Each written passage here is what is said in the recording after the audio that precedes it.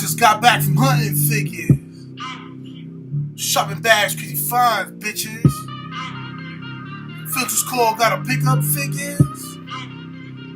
Look at me, I'm a geek, tripping future waves, I will be copping.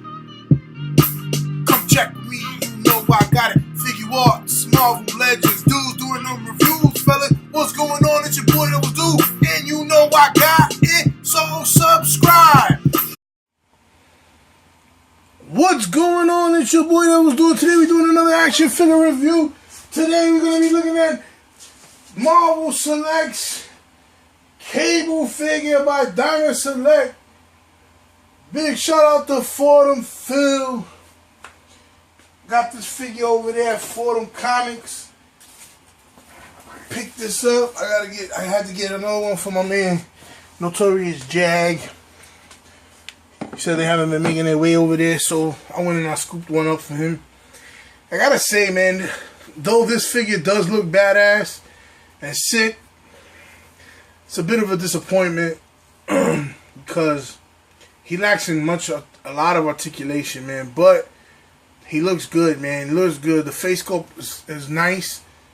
I'm not a big fan of it, but I can get used to it. Because the reason why I don't like it because he look like Ron Perlman.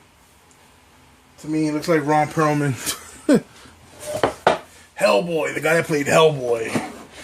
So here goes the packaging. Got the X logo.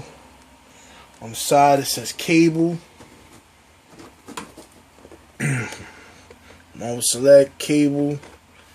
Special collector. Then he got a crazy bio in the back. There he goes back there in all his glory. And on the back, it says, as an infant, Nathan Christopher Summers was infected with a techno-organic virus by the immortal mutant Apocalypse, who could see that the child would one day be a threat to him. With no cure in the present day, Nathan was taken 2,000 years into the future, where the infection was stabilized, and he was taught to use his mutant telekinetic power to keep the virus at bay. Nevertheless, the left side of Nathan's body was slowly converted to techno-organic machinery, giving him enhanced strength and the ability to interface with machines. Following his evil clone Strife back in time to the present day, Nathan, now calling himself Cable, took over leadership of the New Mutants. Cable renamed them X-Force and led them on numerous missions to stop Strife's Mutant Liberation Front and prevent Apocalypse's rise to power. That was crazy. That's a lot of reading right there. I'm done for the year. No, I'm kidding. I'm kidding. But man, this figure looks dope though, man. Such a shame that he lacks in articulation. He comes with this stand or display. You can see Strife's shoulder pad with the spikes, his cape, his helmet. The brickwork looks legit, man. Very nice looking figure. Again, very reminiscent to back in the day when we first saw Cable pop up in the comics, kicking ass and taking names. Yeah, so he was kicking ass, taking names since day one. Sorry about that, guys. So he's been kicking ass since day one, and it would have been really nice. This figure is really cool, man. It comes with a lot of guns. Got this big gun on his left hand. The gun in his right hand is supposed to go on this piece of plastic, but it doesn't. Mine doesn't for some reason. Shoulder mounted. He comes with a knife, the two guns you see in the holster, and then he comes with a smaller gun that I won't be giving him because he doesn't have sufficient space to place anything around. So, you know, I just took the gun, put it to the side. I'll probably give it to one of my customs or something like that. This figure is really nice.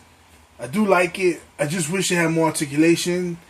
The suitable thing to do would have been to make the vest, that whole vest, movable. This way the figure under could have more articulation. I really feel like they could have did something like what they did with the Colossus figure, where he had the diaphragm joint and all that, and you could have just put the vest over him.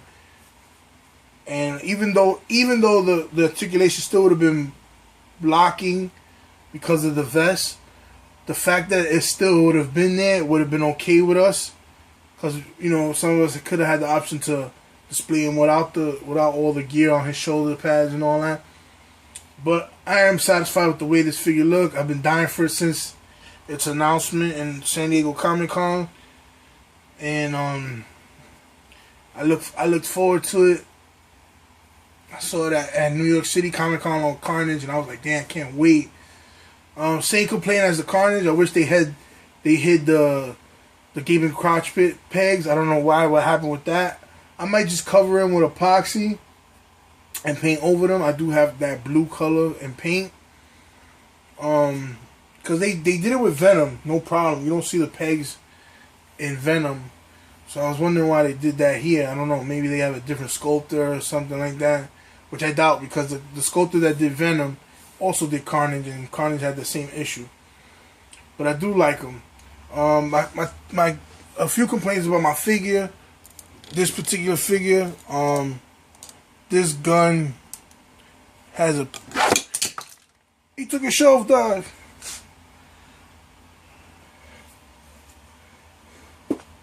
Yeah, so my big gun, I don't know if you can hear it, it came with a rattle. Has a rattle. This gun is fine.